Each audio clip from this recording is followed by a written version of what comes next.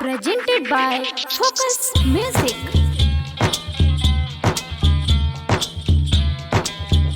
आप सुन रहे हैं सिंगर रविराज को। डीजे मिठू राजा पटसोनी।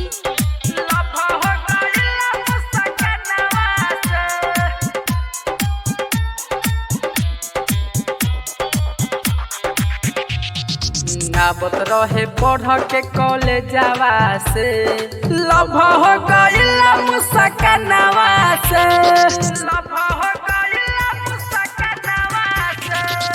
आबत रहे पढ़ के कॉलेजवा से लभ हो गइल मुस्कानवा से। नैना से नैना उ त मिला के ले गइल हमर दिलावा चोरा के।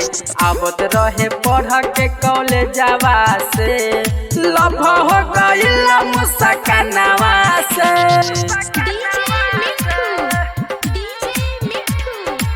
राजा पटसोनी।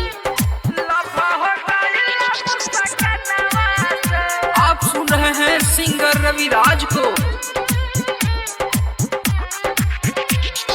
दिलावा में हमारा प्यार जगा के कहेला कि जी न पाइब तोह के भुला के।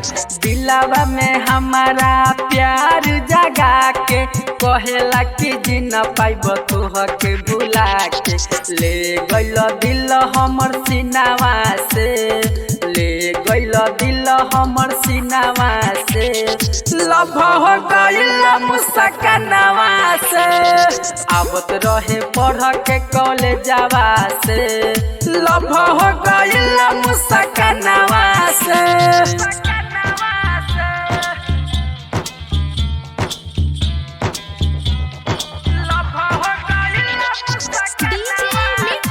आप सुन रहे हैं सिंगर रविराज को। राजा पटसोनी।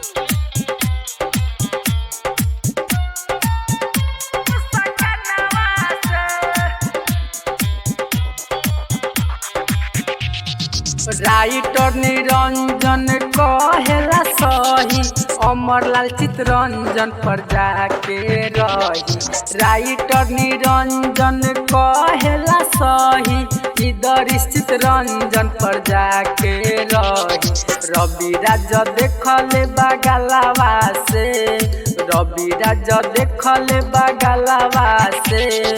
लभ हो गइल मुस्कानवा से।